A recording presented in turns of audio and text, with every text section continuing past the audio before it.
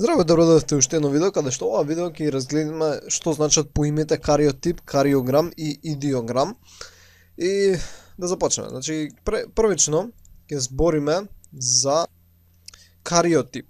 И што е всушност кариотип? Кариотип се всушност представуваат хромозомите, дали би се наоѓале во 4C форма, како што се овдека на сликава, нели се како иксови, или пак во 2C, како што ќе видиме како што се на кариограмот.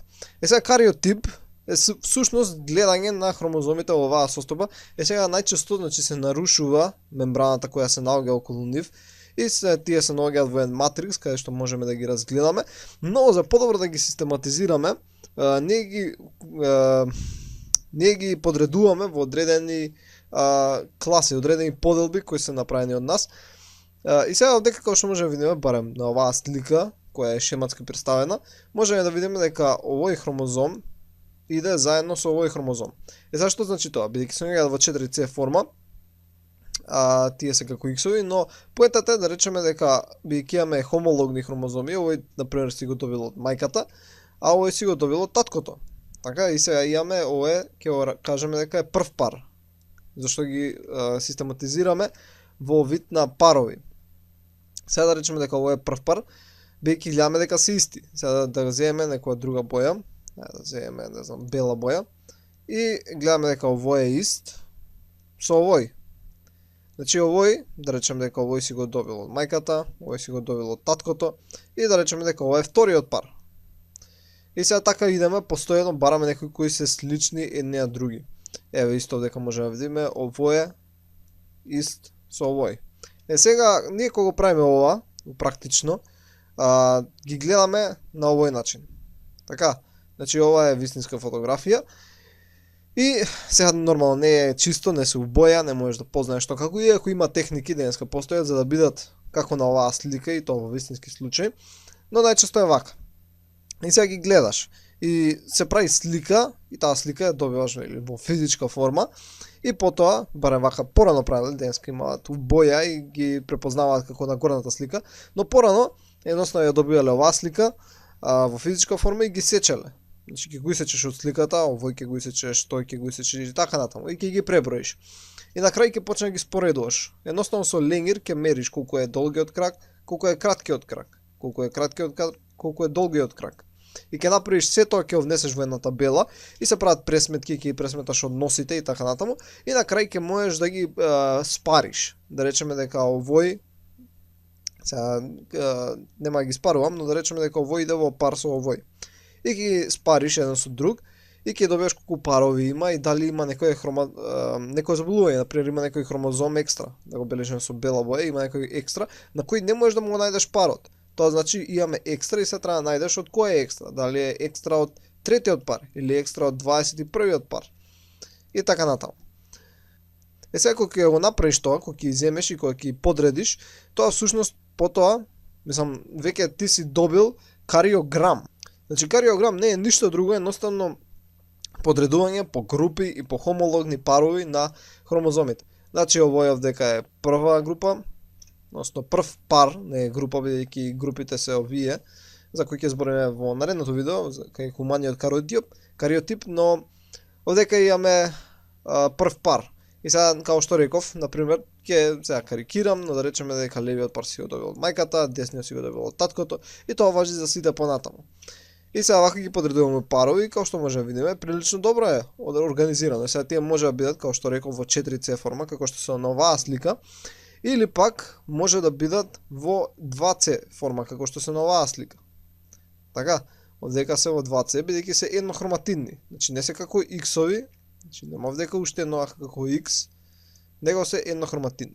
Сега можете да забележите дека на оваа слика се приметува каде се наоѓа еухроматинот, каде се наоѓа интеркаларниот хетерохроматин. Ајде да земеме, добро, со сина боја. Значи имаме со сина боја ќе бележам затемнетите зони. Овдека имаме затемнета тука, тука, тука, тука, тука, тука, тука, се другото се бели зони. Добро, имаме уште неколку затемнети зони, но тоа е важно, тоа едноставно ги бележиме и овие каде се наоѓа хетерохроматинот и каде се наоѓа еухроматинот се многу важни морфолошки карактеристики кои служат за одредување на различни заболувања, бидејќи многу често, иако денеска тоа се работи со обоени техники, например имаш овој дел наоѓаш дека фали. Сега според ме то како се наредени белите и црвените зони, можеш да најдеш дека всушност тој дел се откачил и се прикачил на некој друг хромозом. Значи тука се прикачил. И едноставно ќе го најдеш. За ова така било порано, денеска има обоени техники, како што кажав, и сега на пример овој хромозом е црвен целиот. И сега кога ќе најдеш на друго место црвено, знаеш дека делче од него се откачило и отишло на друго место. И многу лесно ги наоѓаш деловите, едноставно по боја, не мора ни да не мора да мериш, да гледаш, да споредуваш. Има и многу паметни компјутерски софтвери кои самите ти ги наоѓаат кај има некое пренесување, дали некој се пренел дел и така натаму. Значи денеска е многу лесна таа работа, но тоа е главниот принцип. Сега се ова, ако сакаме па шематски да го представиме, тогаш правиме нешто што се нарекува идеограм. Значи идеограм, ама кога го прилежите на англиски, ова и тоа е всушност идеограм на англиски е. Сега како што можеме да видиме, ова е шематско представување на хромозомите. Нормално дека се во 2C форма, значи се еднохроматинни. И како што можеме да видиме, бележени се каде се наоѓа интеркаларниот хетерохроматин, така каде се наоѓа еухроматинот и така натаму. И како што можеме да видиме дека секој хромозом има различен распоред. И сега ние знаеме, го имаме вакви идеограми за да можеме да вршиме споредба за најголем дел од видовите, но интересно е како факт да знаете дека идеограмите, значи ваквите шематски презентации за ангиоспремните растенија, ангиоспремните се скриено семените, односно тука се скоро секое растение кое ќе ви падне на памет. Мислам тоа не се сите растенија, ама онака од општа култура тие растенија што ги знаете, скоро најчесто ќе бидат ангиоспремни. Сега, значи, дали кажав, првите вакви идеограми кои се направени за ангиоспремни растенија и кои се употребуваат денеска во светот се направени во Македонија. И овие идеограми се многу полесни за работа, не возможуваат поголема практичност, согледување на некои работи и сваќање на некои принципи. Исто се користат при еволуционни истражувања. Едноставно имаш сега да речеме дека идеограм од некој си растение и сега тука ставаш идеограм од друго растение и гледаш кои работи се смениле. И едноставно можеш да направиш еден редослед на промените што се случиле, а видиш кај ти фалат, кај има дупки во знаењето и така натаму. Сега интересно само да напоменам, бидејќи можеме да видиме дека овдека имаме 22 пара, значи 22 пара на автозомни хромозоми и еден полов, нели, хромозом кој се добива едниот од мајката, другиот од таткото. Тоа се на 46, значи кај нас n еднаква на 23, ова го поминавме многу пати во минатите видеа, но сега сакам само да напоменам дека, например, 46, кај најголем дел од другите растенија и животни, овие броеви се разликуваат. Значи може да варираат многу, има некои растенија каде што 2n еднакво на 2. Тоа значи дека n еднакво на 1. Тоа значи дека имаат само по 2 хромозома во нивното јадро. Но има некои видео каде што има некои видови каде што имаат 1000 и нешто. Значи тоа се огромни броеви. Сега особено кај растенијата, ако видите на интернет дека 2n еднакво, не знам, на 30 и нешто, ги се рече дека не е многу, но во пракса растенијата немаат 2n. Растенијата може да имаат 6n. Едноставно кај нив се јавуваат полиплоиди, бидејќи нели како што знаеме, кога има 1n, тоа е хаплоиден број, хапло. Ако има 2n, тоа е диплоиден, дипло и така натаму.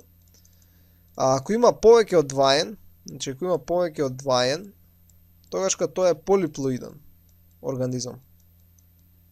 Сега полиплоидноста е и добра работа, особено кај растенијата, бидејќи тоа е компатибилно со живот, едноставно може да преживеат ако се полиплоидни.